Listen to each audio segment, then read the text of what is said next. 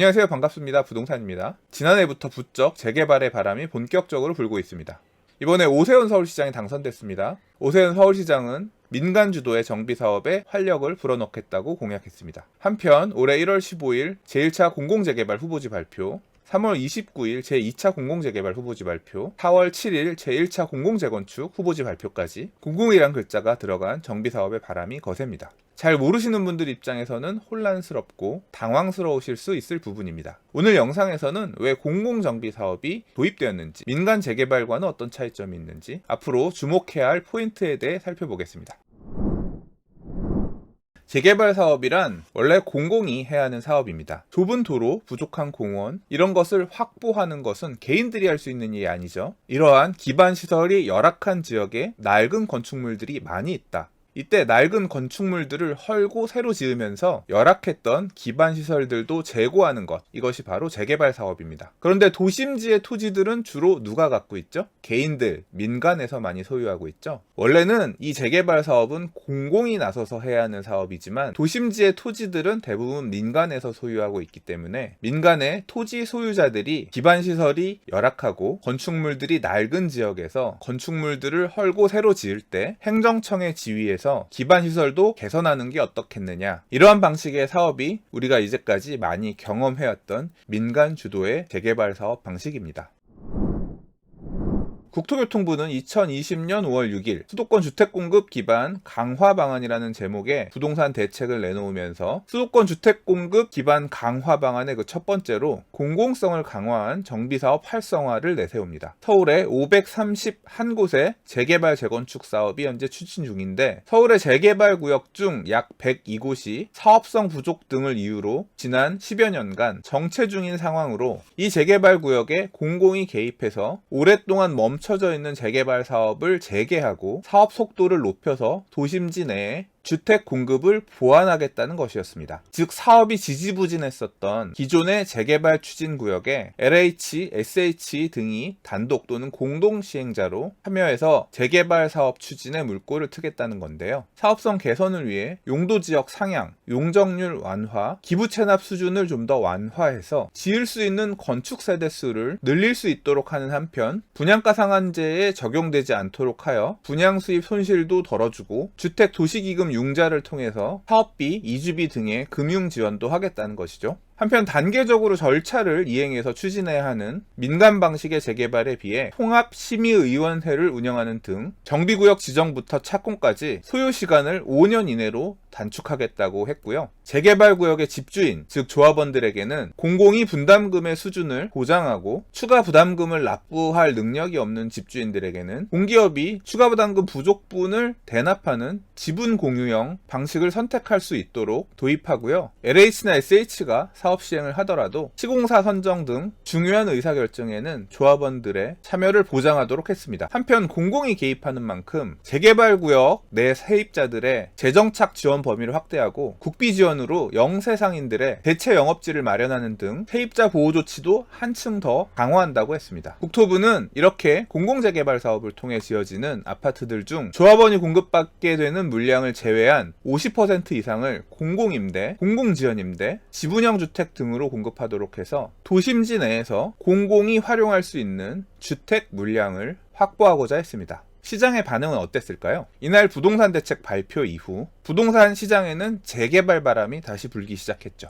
공공이 참여하는 형태이긴 했어도 정부가 나서서 재개발 사업의 정상화를 이야기했기 때문입니다. 이때 저는 동아줄이 내려왔다고 표현했었는데요. 그런데 2020년 8월 4일 8.4 부동산 대책이라고 불리는 서울권역 등 수도권 주택공급 확대 방안에서는 5.6 대책보다 한 발 더 나아가서 공공재개발의 범위를 더욱 확대해서 활성화하겠다고 밝힙니다. 5.6 대책에서는 10여 년간 지지부진했었던 곳을 대상으로 공공이 개입해서 멈춰있는 재개발 사업을 재개하겠다고 이야기했다면, 8.4 대책에서는 주거환경 정비가 필요하지만 아직 정비구역으로 지정되지 않은 정비예정구역 또는 아예 정비구역에서 해제된 정비해제구역에서도 공공재개발이 가능하도록 허용하겠다고 한 것입니다. 정비구역이 해제되어 도시재생 사업을 해야 되는 건가? 우리 동네가 빌라촌이 되는 것 아닌가? 재개발 사업의 재개를 간절히 원했던 정비해제구역들에서는 다시 한번 재개발 사업이 가능하다는 동아줄이 내려올 기회가 생깁니다. 2021년이 되었고 1월 14일 제1차 공공재개발 후보지의 첫 선정 발표가 있었습니다. 2020년 9월에 공공재개발 후보지 공모를 했고 70곳이 참여를 했는데 이들 중 정비계획안이 마련되어 있는 기존 재개발구역 12곳을 대상으로 검토해서 8곳을 후보지로 선정했습니다. 흑석 2구역, 양평 13구역 등 8곳이 선정됐는데 모두 역세권이라는 공통점이 있었습니다. 아무래도 역세권이다 보니 상업적인 가치가 높은 토지들이 많이 포함되어 사업 추진 주체 간의 갈등으로 사업이 지연되어 왔던 곳들이 많았던 것으로 보입니다. 그리고 지난 3월 29일엔 공공재개발 2차 후보지를 발표합니다. 총 16곳이 후보지로 선정되었고 공모에 참여한 70곳 중 새로 재개발 사업을 추진하려는 노후주거지 56곳 가운데 자치구가 최종 추천한 28곳을 대상으로 심사했으며 주로 역세권이면서 공급 물량도 어느 정도 고려해서 면적이 5만 제곱미터 이상인 대규모 사업지를 중심으로 선정했습니다. 새로 사업을 추진하는 곳도 있지만 전농 9구역, 새마을구역과 같이 뉴타운 내에 있으면서 사업 돌파구를 찾지 못하고 있던 곳, 금호 23구역과 같이 과거 재개발구역이었으나 해제되었던 곳, 상계 3구역, 장이 8구역, 장이 9구역, 신길 1구역과 같이 뉴타운 내에 있지만 정비구역에서 해제되어 사업 추진이 불투명했던 곳들도 포함되었습니다. 1차 공공재개발 후보지로 선정된 지역은 후보지 검토 시 수립한 개략적인 정비계획과 이를 기반으로 도출한 사업성 분석 결과를 토대로 주민들 대상의 설명회를 개최하고 주민들의 동의를 얻어 연내에 정비구역 지정 변경 그리고 LH공사 또는 SH공사를 사업 시행자로 지정하는 것을 추진한다고 합니다. 2차 공공재개발 후보지로 선정된 지역은 주민 설명회 등을 통해 후보지 검토 시 수립한 개략적인 정비계획과 사업성 분석 결과를 설명하고 공공재개발 예정구역을 지정 후에 연내에 정비계획 수립을 착수한다고 합니다. 그리고 내년 2022년에 주민들의 동의를 얻어 정비구역 지정 및 LHSH 사업시행자 지정을 추진할 계획이라고 합니다. 자, 그럼 1차, 2차 후보지로 선정된 재개발구역에 지금 투자해도 될까요? 두 가지 위험이 있습니다.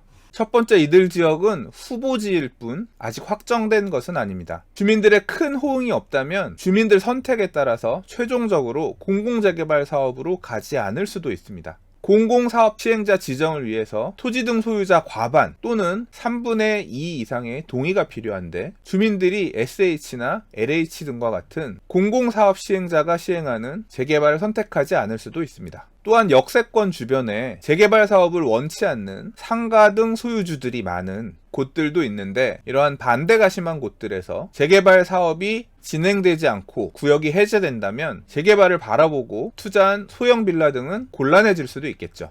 특히 민간 재개발 사업의 허들을 낮추고 활성화하겠다는 공약으로 보궐선거에서 서울시장에 당선된 오세훈 서울시장의 다음 행보를 기다리면서 쉽게 동의해주지 않을 수 있는 부분도 변수입니다. 두 번째, 이들 후보지 지역에서 막상 구입을 하고 싶어도 구입하기가 쉽지 않습니다. 토지거래허가제도 등 투기 방지 방안을 시행하고 있기 때문입니다. 공공재개발 후보지로 지정된 곳은 토지거래 허가구역을 지정하여 실사용 목적의 소유층만 제한적으로 구입할 수 있도록 하고 있습니다. 그리고 도시규제 완화 등이 적용되는 공공재개발 후보지에는 시세차익 목적의 투기를 방지하기 위해서 해당 조합 정관에 의무적으로 투기 방지 대책을 반영하도록 하여 조합 정관 변경일 이후에 조합원 입주권을 취득할 경우에는 조합원 분양가가 아닌 주변 시세 수준으로 분양받는 내용을 명시하게끔 하기로 한 점도 염두에 두셔야겠습니다. 아직은 이러한 정관들이 만들어지지 않아서 현재 매수하시는 분들은 이러한 규제가 적용되지는 않겠습니다만 추후에 공공재개발 구역 내 주택 등을 구입하시는 경우에는 어떠한 분양가를 적용받게 되는지 사전에 꼼꼼하게 검토 후 구입하셔야겠습니다. 그리고 이런 질문들도 많이 하십니다.